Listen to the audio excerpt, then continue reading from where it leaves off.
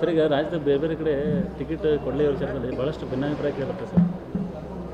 ಈಗ ಸಹಜವಾಗಿಯೇ ಏನಾಗಿರ್ತದೆ, ಆಕಾಂಕ್ಷಿಗಳು ಭಾಳ ಆಗ್ಯಾರ ಮತ್ತು ಅಭ್ಯರ್ಥಿಗಳ ಸೆಲೆಕ್ಷನ್ನು ದಲ್ಲಿ ಸ್ವಲ್ಪ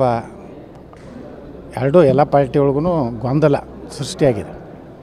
ಇದರಿಂದ ಯಾರು ಮೂಲ ಕಾರ್ಯಕರ್ತರಿದ್ದರು, ಯಾರು ಸಾಕಷ್ಟು ಸಂಘಟನೆ ಕೆಲಸ ಮಾಡಿರ್ತಾರೆ, 4-5 ವರ್ಷಗಟ್ಟಲೆ ಆಯಾ ಲೋಕಸಭಾ ಕ್ಷೇತ್ರದಾಗ ಓಡಾಡಿ ಕೆಲಸ ಮಾಡಿರ್ತಾರೆ. ಕೆಲವು ಮಂದಿ ನಿಷ್ಕ್ರಿಯ ಇರ್ತಾರೆ, ಒಮ್ಮೆ ಚುನಾವಣೆ ಬಂದಾಗನೇ ಹೊರಗೆ ಬರ್ತಾರೆ.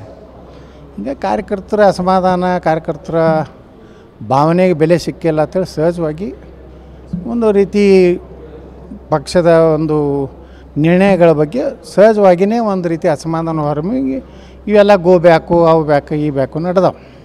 ಈಗ ಅನಂತಕುಮಾರ್ ಹೆಗಡೆ ಟಿಕೆಟ್ ತಪ್ಪಿದ ವಿಚಾರ ಭಾಳಷ್ಟು ಮುನ್ನಡೆಗೆ ಬರ್ತಾರೆ. ನೋಡಿರಿ, ಈಗ ಅಂತಿಮವಾಗಿ ನಮ್ಮದೇನಿತ್ತು, ನರೇಂದ್ರ ಮೋದಿಯವರು ಪ್ರಧಾನಮಂತ್ರಿ ಆಗಬೇಕು, ಹಿಂದುತ್ವ ಗಟ್ಟಿ ಉಳಿಬೇಕು. ಇವತ್ತು ಸಾಕಷ್ಟು ಕಡೆ ಸಮಸ್ಯೆ ಆಗಿದೆ ಎಲ್ಲ ತನ್ನೋದು. ಈಶ್ವರಪ್ಪನವ್ರದ್ದು ಉದಾಹರಣೆ ತಗೋರಿ. ಈಶ್ವರಪ್ಪನವರು ಏನು ಹೇಳ್ತಾ ಇದ್ದಾರೆ ಎಲ್ಲ 100ಕ್ಕೆ 100 ಸತ್ಯ ಇದೆ.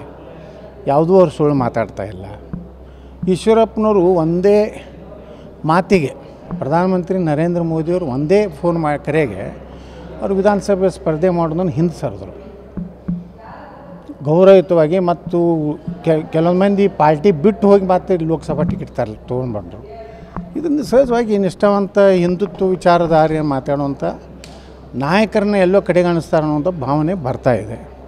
ಇದನ್ನು ಸರಿಪಡಿಸಬೇಕಾಗಿದ್ದು ಈ ಅಪ್ಪ ಮಕ್ಕಳು ಸರಿಪಡಿಸುವಂಥದ್ದು ವಾತಾವರಣ ಅಂತೂ ರಾಜ್ಯದಲ್ಲಿ ನಾವು ನೋಡ್ತಾ ಇಲ್ಲ.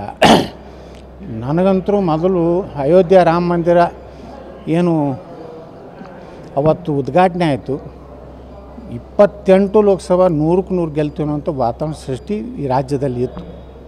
ಇವ್ರಿಗೆ ಅಪ್ಪ ಮಕ್ಕಳ ಗೊಂದಲದಿಂದ ಸ್ವಲ್ಪ ಕಾರ್ಯಕರ್ತರು ವಿಚಲಿತರಾಗ್ಯಾರ.